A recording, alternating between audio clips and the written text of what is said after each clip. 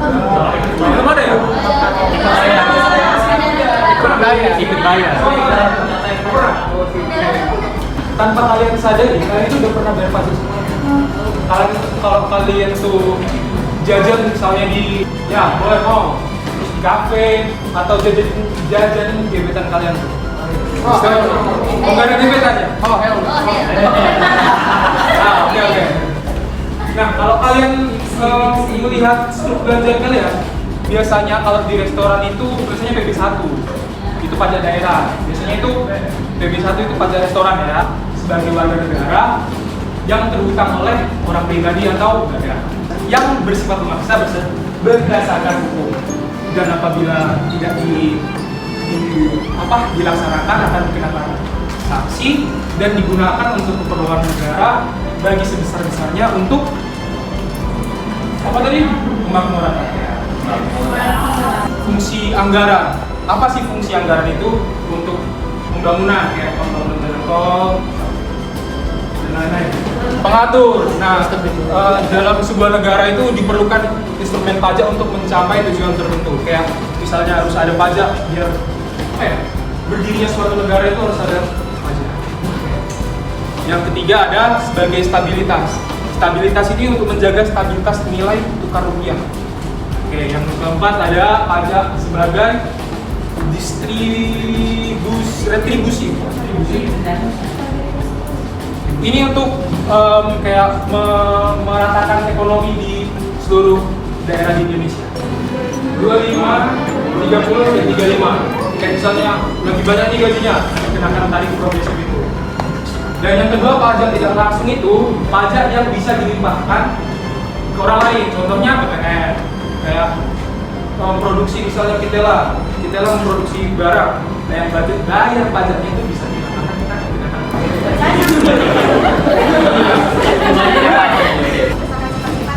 dan lain-lain. Nah, yang kedua itu kan ada berdasarkan sifatnya. Yang pertama itu ada pajak struktur, yaitu pajak melihat kondisi pribadi wajib pajak. Jadi sifat pajak itu tuh semakin kita kaya, semakin banyak kita bayar pajak kan. Nah, itulah maksud dari pajak struktur itu. Contohnya kayak pajak penghasilan PPH. Kalau sekarang kan kita itu belum dikenakan pajak PPH ya, mungkin ayah atau mama udah, itu semakin besar penghasilan ayah dan mama kalian itu pajaknya itu bisa lebih besar, bisa bahkan sampai puluhan juta. Yang kedua itu besarnya pajak dipengaruhi ini dia, penghasilan, status menikah. Jadi status menikah, semakin baik anak mama kalian, semakin suka pajaknya. Terus sama ya, di jumlah tanggungan, misalnya udah menikah, itu pajaknya dikurangi 4.500.000. Anaknya ada 3, itu dikurangi 4.500.000 dikali 3. Nikah. Tapi biasanya ya, kalau perempuan punya penghasilan itu, dia itu TK 0, tidak kawin anak 0, jadi pajaknya lebih besar daripada laki-laki. Karena semua tanggungan itu dilimpahkan kepada laki-laki. Tergantung kesepakatan lah, mau pisah harta atau bisa-pisah. Atau terus kalau pajak daerah itu, pajak yang dipungut ya untuk pembangunan daerah kita, misalnya Sumatera Utara gitu. Contohnya itu pajak kendaraan bermotor itu untuk daerah, pajak hotel, restoran, reklame dan hiburan. Jadi kalian tahu Haji Mulia sebesar itu bayar pajak itu untuk Sumatera Utara. Makanya Kota Medan ini termasuk salah satu daerah yang kaya. Karena apa? Karena itu banyak hotel-hotel berbintang, banyak restoran. Menambahkan nilai kan dari misalnya dari kamera ditambah-tambahin bisa jadi HP. Nah, yang kedua global minimum tax. Nah, jadi global minimum tax itu adalah cara global untuk mencegah tidak bayar pajak. Jadi misalnya nih, perusahaan Apple ini dia mendirikan perusahaan di negara yang tarif pajaknya itu kecil, bahkan tax misalnya anak perpajakan itu biasa dipanggil dengan tax haven.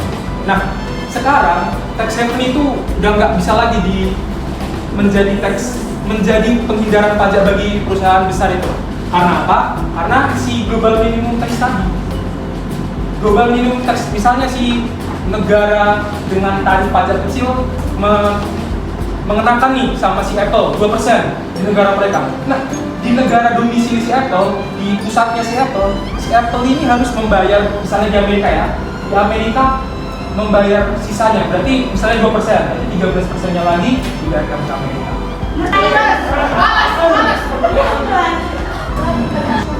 Pajak penghasilan internasional misalnya kayak orang IT kan kerjanya di rumah kan, bisa aja dong dia kerja di luar negeri misalnya di Singapura nih, tapi dia kerja di Indonesia.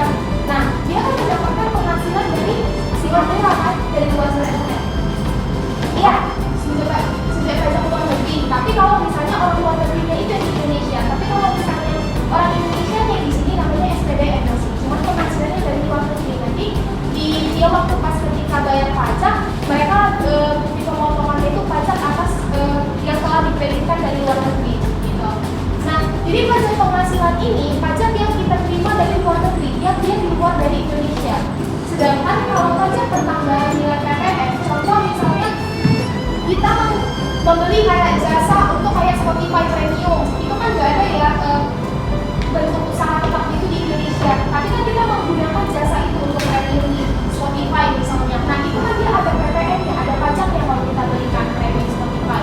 Nah sedangkan kalau dia masuk itu dia pajak atas barang impor. Contoh kita membeli HP iPhone dari luar negeri. Nah kita itu dia kan masuk ke dalam negeri kita kan. Nah jadi dia ada yang namanya bea masuk kalau kita barang itu masuk ke kita. Tapi kalau dia bea keluar, dia sama dengan kayak pajak ekspor. Dia nggak ada tarifnya kalau kita yang menjual barang ke luar negeri. Tapi dia tetap harus melaporkan tarifnya itu 0%.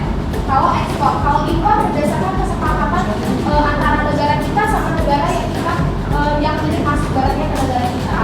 Maka itu bisa dikenakan tarif pajak, baik itu mau di dalam negeri maupun di luar negeri, selagi itu bisa menambah nilai ekonomis kita, kekayaan kita, itu tetap dikenakan tarif pajak kayak honor, gaji atau barang-barang mahal yang kita beli itu tetap selalu dikenakan pajak.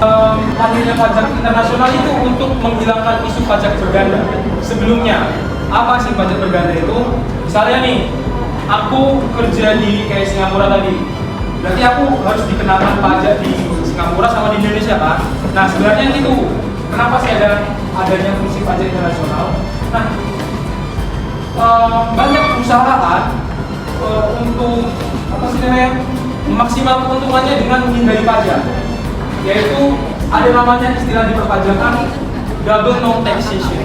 Nah di double non taxation ini si perusahaan atau wajib pajak tidak membayar pajak di negara domisili maupun di negara sumber. Sebenarnya kalau kan isu pertama itu untuk menghilangkan pajak berganda ya. Karena pajak berganda ini misalnya kita sebuah perusahaan, dia jadi mengurangi efisiensi. Jadi kayak kita dipajaki dengan tarif yang sangat besar kalau dengan pajak berganda ini. Kami menghasiliskan dan aku itu potensi karena usahanya sangat besar, maka pajak yang kami juga sangat besar. Lalu apa yang terjadi? Dari tahun 2006 sampai tahun 2005, jadi seorang mantan pegawai keuangan negatif yang bernama Sintius Amin Susanto melakukan adanya dugaan manipulasi laporan pada usaha. Jadi pemakainya usaha itu juga menyampaikan pemberitahuan yang benar atau tidak lengkap. Lalu melakukan pengurangan penghasilan dengan pajak secara tidak sah. Lalu manipulasi tersebut dilakukan ke beberapa anak usaha yang beda. Jadi berdasarkan pendidikan dan keuntungan aparat penegak hukum, negara Indonesia dirugikan sekitar 1,2 sampai 1,3 triliun rupiah. Kerugian ini berasal dari pengurangan pembayaran pajak dan tanggal dari tahun 2002 sampai tahun 2005. Lalu pada 18 Desember tahun 2012, Mahkamah Agung Republik Indonesia mengeluarkan putusan kasasi yang menyatakan terjadi pelanggaran perpajakan. Laporan perpajakan yang disampaikan tidak benar dan perusahaan wajib membayar denda. Kita memastikan kalau perjanjian ini nggak menjadi suatu instrumen bagi perusahaan-perusahaan multinasional supaya melegalisir supaya nggak bayar pajak. Dan terus gimana, ada nggak bukti kalau misal investor-investor asing itu berhasil masuk ke sini? Ada kan mengurangi bayar pajak 2 kali. Nah tadi kan apa sih berdasarkan kan P3B. Nah P3B itu ada metodenya. Jadi ada perjanjian bilateral, ada multilateral. Multilateral itu bunyi perjanjiannya itu beda-beda itu.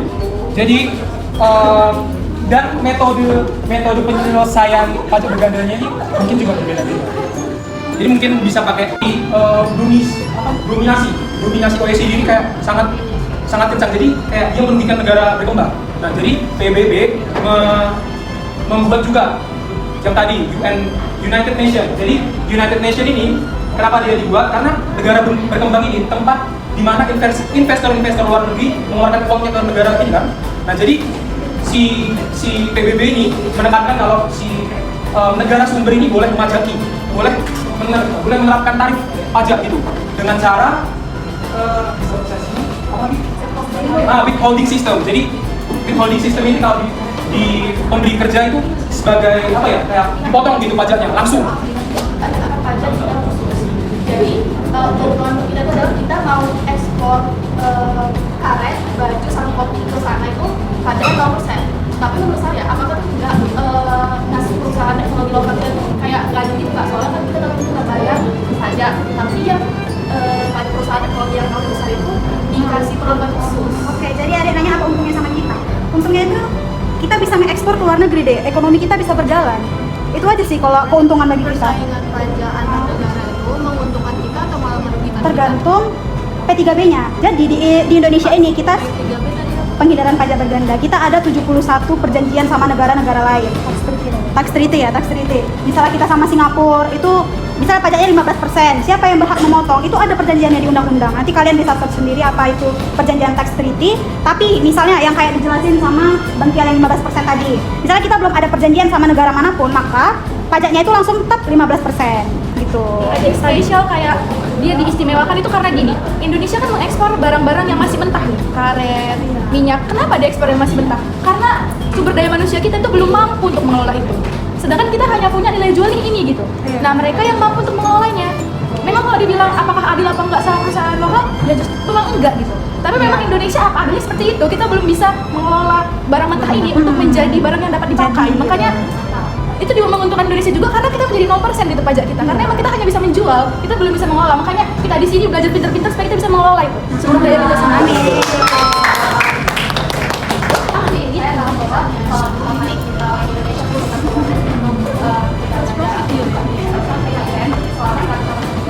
Kita otomatis jadi SNI, ya kan? Nah jadi saya mau nanya, ini kayak banyak kasus seksual banyak kasus ini. Ada kasus di mana ada orang yang menjadi longgar, tapi dia kerja di longgar, tapi dia cuma bayar pajak ke London.